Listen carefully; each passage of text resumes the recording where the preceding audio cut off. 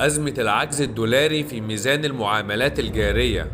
عندنا 6 مصادر دولارية وعندنا عجز دولاري، وارتفع حجم العجز الدولاري إلى 20 مليار دولار بعد أن كان 4.7 مليار من عام سابق،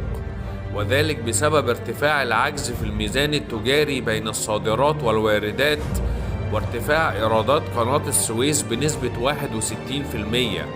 وهناك مصادر دولارية وهناك عجز، ووضعنا حصر للمصادر ووضعنا حلول للعجز الدولاري. والمصادر الأساسية للدولار هي استثمارات أجنبية مباشرة 46 مليار، واستثمارات أجنبية في الأذون 19 مليار، والسياحة 14 مليار، وقناة السويس 6.6 مليار، وتحويلات المصريين بالخارج 24 مليار، والصادرات 30 مليار، المساعدات من الاتفاقيات الأمريكية 1.3 مليار، الودائع من دول الخليج وتركيا 40 مليار. والمشكلة إن استهلاكنا من الدولار أعلى من إيراداتنا من نفس العملة. الاستيراد بالدولار أعلى من التصدير بالدولار في الميزان التجاري للدولة. والمشكلة الثانية هي ضعف تحصيل رسوم قناة السويس بسبب الحرب في الشرق الأوسط، وده يعتبر تهديدات خارجية خارجة عن السيطرة للدولة، يعني مش نقاط ضعف ونقاط داخلية سهل نحلها، لا ده تهديد خارجي. والحلول المقترحة لجذب استثمارات وعوائد دولارية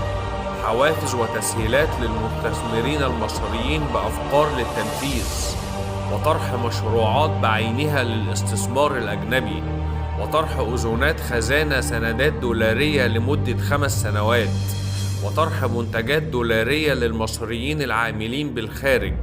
عقارات ومنتجات مصرفية، التصنيع ورفع جودة المنتج المحلي وفتح أسواق خارجية والتصدير بالدولار،